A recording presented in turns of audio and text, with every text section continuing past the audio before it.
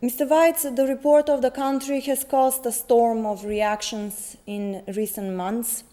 You said that you are facing life threats, insults, and defamation. Have you reported these individuals? Are there any criminal charges, and will any Bulgarian MPAs face sanctions? I'm talking within European Parliament for verbal attacks or threats against you. Well, these attacks mainly came from citizens or from interest groups, mainly from Bulgarian citizens or also organizations. The members of parliament did not attack me beyond what is legally allowed, but I mean, what happened is that my personal phone number was leaked in Telegram channels, extreme right, Facebook channels, and that caused hundreds and hundreds of threats.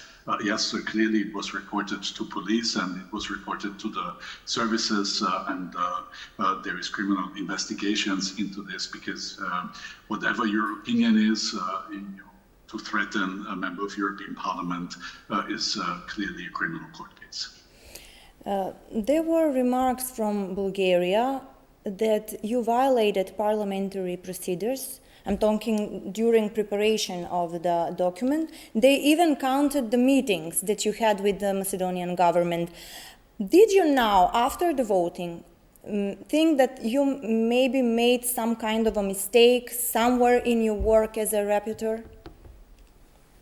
First of all, I think it's a good success and an important stepping stone that we have a report, the first one since 2022. It was clear to me that this is going to be a difficult negotiation, but as you see, the text was voted in favor in the Foreign Policy Committee and in the plenary without changes except this one sentence. So the text was accepted just the way we negotiated it together with all political groups, and I'm glad and proud that I was able to deliver a report. I think it's an important stepping stone. When it comes to my lobby meetings, yes, of course I have been talking to North Macedonian interlocutors, to politicians, to civil society, to all shades of society. Yes, this was a report and is a report of the European Parliament on the state of play when it comes to accession to the European Union of the state of North Macedonia. And it is very clear that I'm talking to North Macedonian interlocutors to write as much as possible balanced and appropriate report. So the criticism that I have been talking to North Macedonian interlocutors, I think shows by itself that it's ridiculous. Secondly, I still stand in favor of having this sentence that acknowledges identity and language. Yes, it's true, usually this should not be needed. We are having negotiations between the European Union and an internationally acknowledged country called North Macedonia. It should not be needed to state this in a report, but unfortunately, by parts of the political sphere in Bulgaria, the identity of North Macedonia and the identity of North Macedonian language is contested, it's questioned. They have also written this in official letters.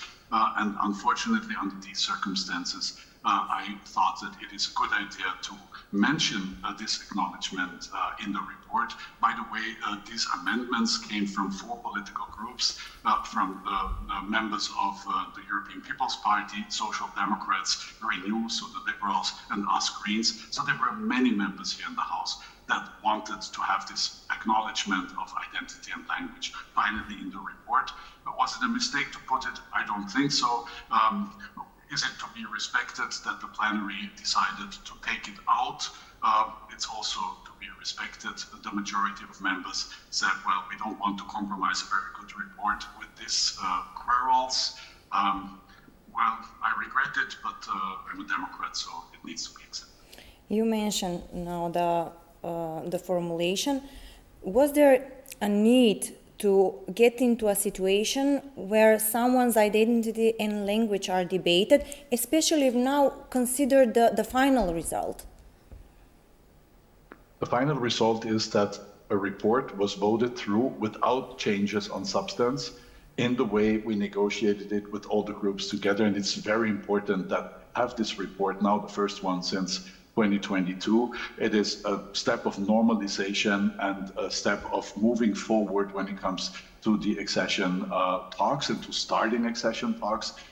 And so I think this was the exact right thing to do. And yes, if you ask me whether it is needed to debate identity and language in such a report, well, usually it should not be. It is the European Union negotiating with an accession country, so this question should actually be off the table.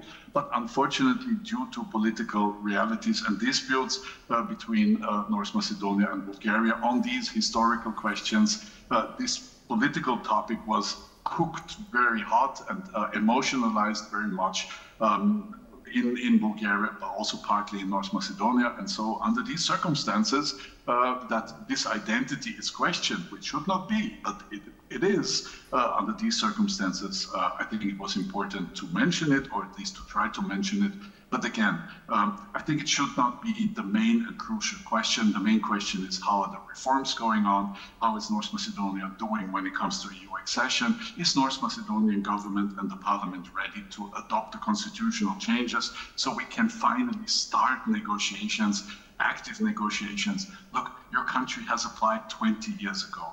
It's time to deliver. It's time to go into actual negotiations, because otherwise I very much understand that population is frustrated with this process, and rightly so.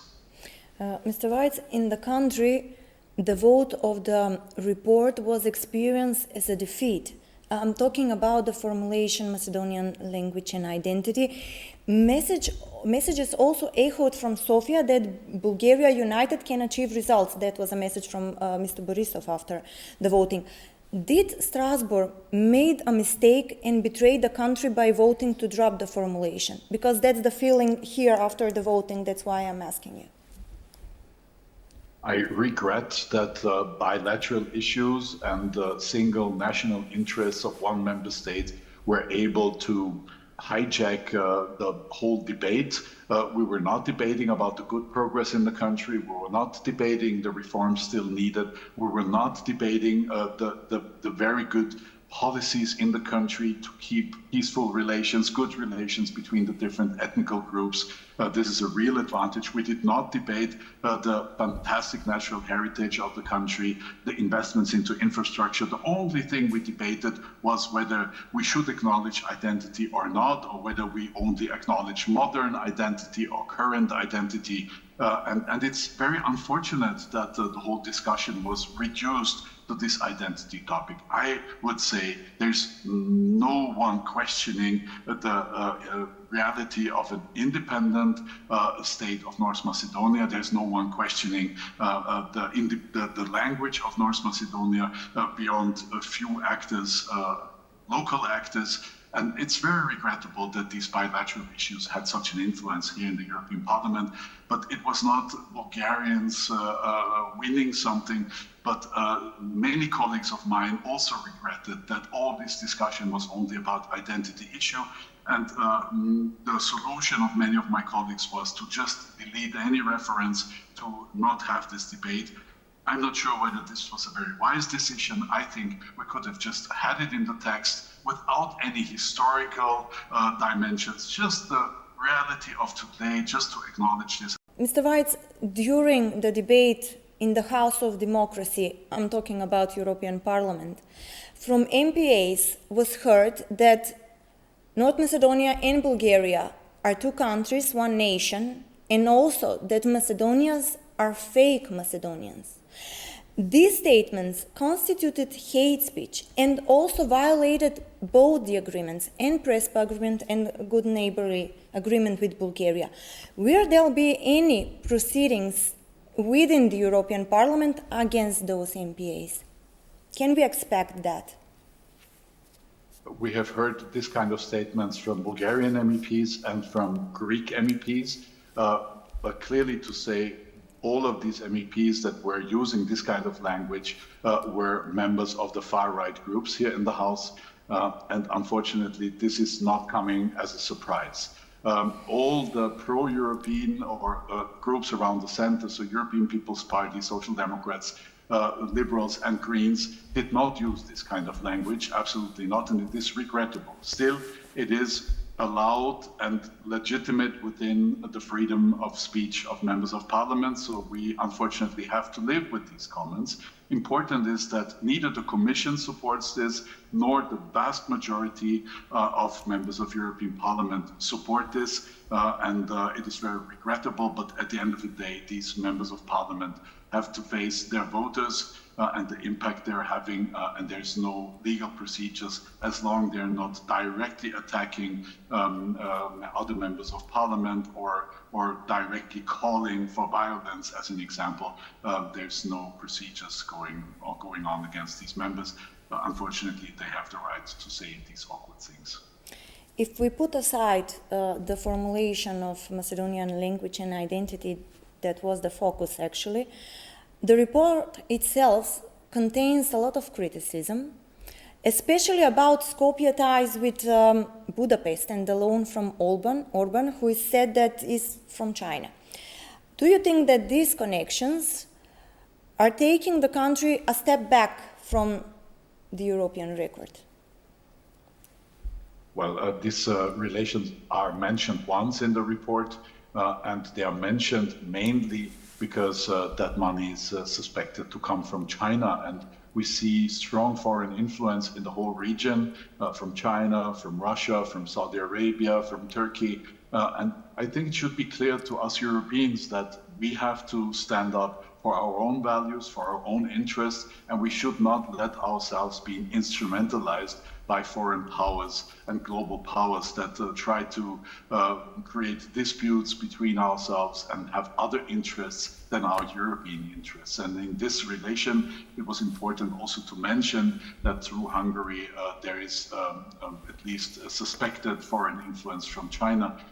Still, every country in Europe, but also on the Western Balkans, can choose to which governments they have closer ties or least closer ties. So the main reason was the Chinese money that has been channeled through Hungary. And yes, I mean, also North Macedonia has a history. It has a history with governments that were acting in a way against their own population that is clearly not European, and I would say also a legal court case. I'm referring to former Prime Minister Gruevski that was evacuated with an Hungarian diplomat car and found political refuge in Hungary. I'm not sure whether he's the only person that ever got political refuge in Hungary. So there's a certain story behind, but this is not what the report talks about. The report talks about the Hungarian-North Macedonian relations regarding these financial loans and the suspected or feared foreign influence by China.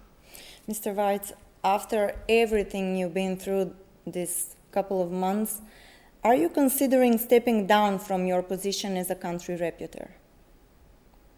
No, I know that there is also Bulgarian MEPs here in the House trying to take me down from this position. I was aware that this is not going to be an easy job. I was aware that that there will be resistance. I'm doing this for the population of North Macedonia. I'm doing this for the region. The region has been playground for big powers from elsewhere for hundreds and hundreds and hundreds of years. And I think it's finally time that the peoples of Western Balkans and the citizens of North Macedonia take their own destiny into their own hands and finally take their legitimate place on our table of European nations and defend their own interests. And not give in to being the playground of foreign powers. So I'm doing this for the population, and this is what motivates me, and I will keep this motivation, and I do keep this motivation.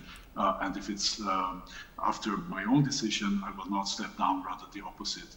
I'm going to be all in to support the country's path into the Europe.